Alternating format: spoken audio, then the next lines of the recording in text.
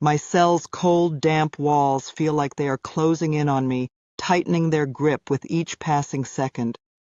I sit on the cot's edge, my body tense, heart racing, staring at the peeling paint, lost in the memories of that fateful night. The flickering overhead light casts shadows that twist and writhe like the demons I can't shake, reminding me of the darkness that consumed me whole. It was a stormy night, the kind that rattles the soul.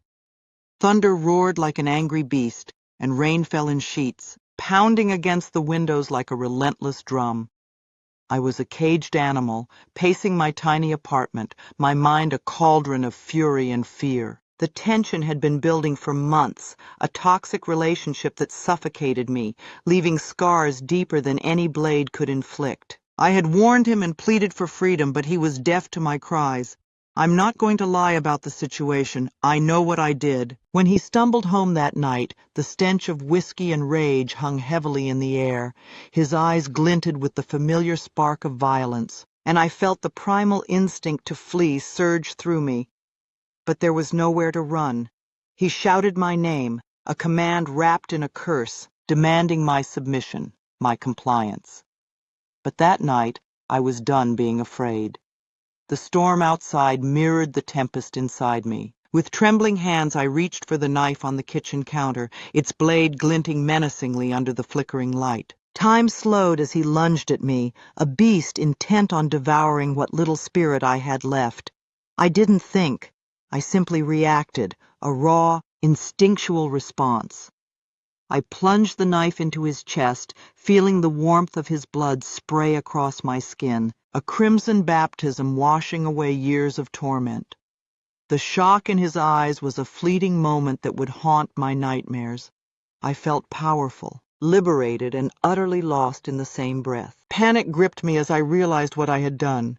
Time resumed its cruel pace, and my actions' weight crashed like the storm outside. I dropped the knife, the clatter echoing in the silence that followed, then fled, my heart pounding like a war drum. I ran through the rain, the cold seeping into my bones, the sirens wailing in the distance, a haunting symphony of my despair. I didn't know where I was going. I just needed to escape the reality of my choice. But there's no escaping the truth. They found me hiding in the shadows of an abandoned building, the remnants of his blood still staining my hands, a dark mark of my liberation. The trial was a nightmare, a whirlwind of accusations and testimonies that blurred into a cacophony of judgment. I pleaded self-defense, but deep down I knew it was more complicated than that. I had killed a man, yes, but I had also severed the chains that bound me. Now in this prison, I confront the demons of my past every single day. The other inmates whisper about me, their voices a constant reminder of my sin, their eyes filled with a mixture of fear and fascination. Some call me a monster, others see me as a victim, but I am both, and neither. I am a woman who finally fought back, who seized control of her life, even if it meant losing everything. As the nights stretch into an eternity, I lie in this cot, restless and haunted. I wonder if I would do it again, if I would take that knife and plunge it into his heart once more.